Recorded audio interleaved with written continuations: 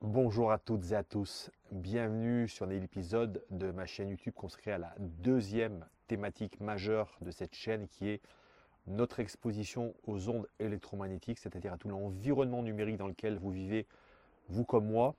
On va le voir, on va regarder ici une étude qui a été réalisée sur le sujet. Vous allez voir qu'en l'espace de 40 ans, eh bien, on a littéralement explosé les compteurs, notamment de l'environnement dans lequel nous vivons. Et en deuxième lieu, je vous ferai part bien sûr de la solution que vous devez adopter aujourd'hui pour simplement vous préserver d'un certain nombre des méfaits de ces champs électromagnétiques. Alors vous retrouvez ici à l'écran le disclaimer classique, notamment sur ce que je vais vous dire au sujet des ondes. Et bien sûr, je vous demanderai toujours de passer ça au crible de votre bon sens. Alors pour démarrer cette capsule, 4 chiffres vraiment très intéressants de l'étude qui est révélée ici par l'étude du baromètre du numérique, qui nous donne 4 éléments clés vraiment qui comprennent où nous en sommes aujourd'hui sur l'état notamment du numérique. La première clé, c'est en les années 90, l'apparition des ordinateurs fixes dans les foyers. Écoutez simplement ce chiffre, 13% en 1995. Donc ça veut dire qu'aujourd'hui en France, on avait 13 personnes sur 100 qui commençaient à être équipées d'un ordinateur, et c'était souvent bien évidemment des gens qui avaient de l'argent, puisqu'à l'époque les ordinateurs étaient excessivement chers. Année 2000, là on a une explosion des téléphones portables et la montée progressive des ordinateurs portables. Donc là, ce qu'on assiste effectivement, c'est notamment à l'arrivée du téléphone portable et bien sûr l'explosion des ordinateurs portables, puisqu'on a également trouvé intéressant d'avoir des ordinateurs portatifs. Troisième date clé, 2010, généralisation des smartphones. Plus de 90% des ménages sont équipés, donc rendez-vous compte, en l'espace de 30 ans, eh bien, on est passé de 13 personnes à 90 personnes qui ont aujourd'hui des smartphones. Donc tout ce qui est bien sûr tablette, objets connectés. Vous savez, ce téléphone qui au départ, vous savez, qui a téléphoné, qui est devenu pour un grand nombre d'entre vous, et moi-même également, un objet du quotidien. On va pouvoir faire énormément de choses, de notre banque jusqu'à pouvoir regarder un film. Et année 2020, consolidation des usages, adoption massive du 5G, usage quotidien très répandu, puisque là, effectivement, je pense qu'on était, je crois, un taux d'équipement de 97 à 98% en France du téléphone mobile. Donc, vous voyez qu'en l'espace de 30 ans, on a véritablement explosé les compteurs, notamment sur, bien sûr, tous ces appareils numériques et cet environnement dans lequel nous vivons aujourd'hui. Évidemment, si on s'amusait à regarder, notamment peut-être si vous avez vécu dans les années, moi je suis né en 1965, donc j'ai connu cette génération de gens qui n'avaient que la télévision, et je me rappelle même de mes grands-parents. Eh bien, imaginez nos grands-parents, lorsqu'ils ont découvert la télévision, quelle révolution ça a été pour ces gens, ou même le téléphone. Et rendez-vous compte du chemin parcouru entre, on va dire, les années 50, 60, 70, et le bond qui a été fait entre 1990 et 2020, puisque je vous le rappelle qu'aujourd'hui, on est passé de 13 personnes en 1995 à plus de 90 en 2010. Donc c'est vraiment quelque chose qui est énorme, et on ne se rend absolument pas compte aujourd'hui dans quelle mesure ça a complètement, je dirais, changé la donne, notamment en matière d'habitude, mais surtout dans la façon dont nous vivons. Et là, je vais donc simplement me livrer avec vous ici à peut-être mieux vous faire comprendre quelle est la problématique notamment de ces ondes, et pourquoi aujourd'hui il faut chercher absolument à trouver des solutions pour se protéger. Alors 4 points clés pour comprendre quelle est la problématique aujourd'hui de l'environnement dans lequel vous et moi nous vivons. La première, c'est une exposition permanente aux ondes diversifiées. Ça veut dire quoi? C'est-à-dire qu'aujourd'hui, en l'espace bien sûr d'une trentaine d'années, nous sommes en permanence, et quand je dis permanence, c'est pratiquement toute la journée, exposés aux ondes électromagnétiques.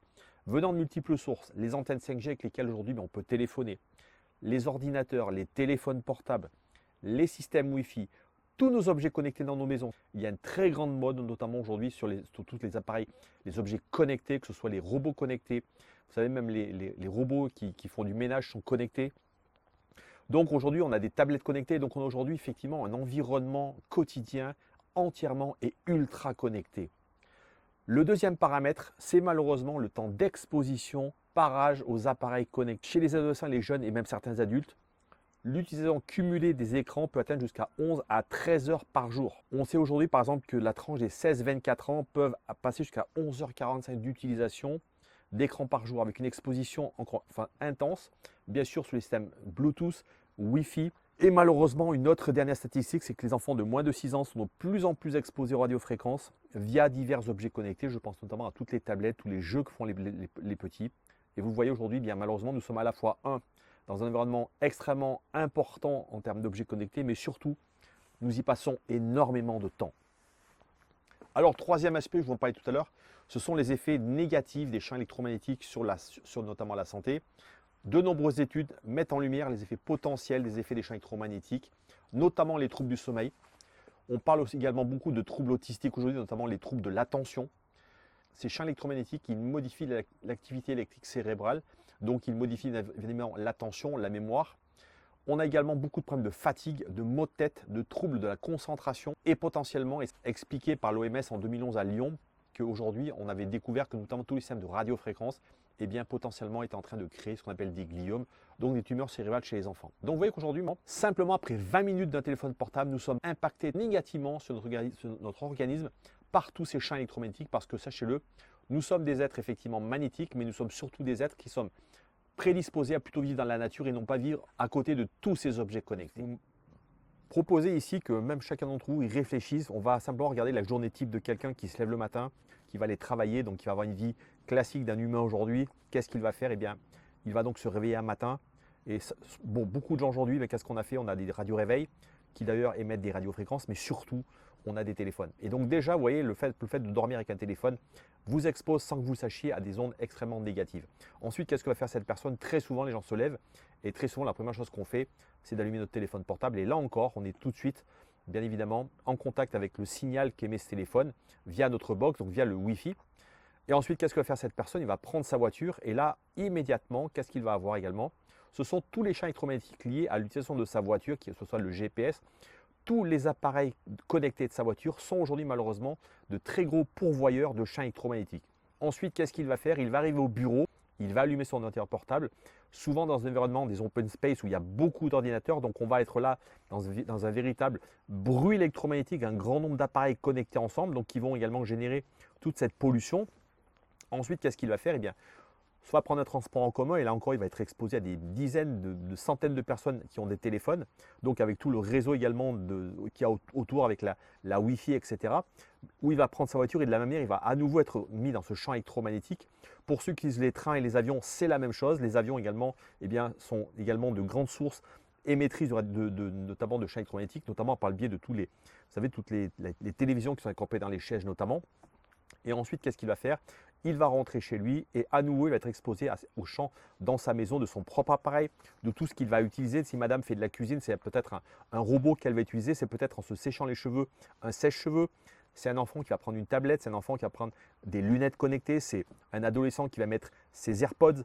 Donc vous voyez, c'est véritablement là, on se rend compte que quotidiennement, à chaque minute de notre vie aujourd'hui, nous sommes connectés. Et pour terminer, qu'est-ce que va faire cette personne le soir? C'est regarder un téléviseur qui lui-même émet effectivement des champs électromagnétiques via notamment souvent une box qui, elle, encore une fois, émet du Wi-Fi, émet du Bluetooth. Et encore une fois, lorsque cette personne va retourner se coucher, eh bien, à nouveau, vous voyez, elle va rentrer dans ce cycle infernal de ces champs électromagnétiques. Et donc, vous le voyez aujourd'hui, il n'y a pas une minute où l'être humain, dans une société classique, dans un environnement classique, n'est pas exposé malheureusement à ces champs électromagnétiques. Alors déjà, je vous dirais qu'avec beaucoup de bon sens, avant qu'on parle de la solution, évidemment, cherchez toujours à éliminer un maximum de ces sources. Je pense notamment le soir de pouvoir éteindre votre Wi-Fi dans votre maison, de pouvoir au maximum ne pas mettre de téléphone dans vos chambres, de faire en sorte également que vos enfants n'aient pas accès à ces téléphones le soir. Et évidemment, privilégier le fait de pouvoir vous balader en forêt, d'aller récupérer des ions négatifs ou près des rivières où les champs magnétiques humains n'existent pas, où c'est effectivement que la nature qui va vous donner donc ces électrons, cette énergie positive pour votre corps. Alors au-delà de ça, je vous mets ici à l'écran cette solution qui est ce boîtier noir, qui est un harmoniseur d'ondes. Alors pourquoi il est intéressant? Parce que cette solution, c'est un dispositif qui est portable, donc qui utilise une technologie brevetée pour harmoniser les ondes électromagnétiques, principalement entre 3 MHz et 1 GHz.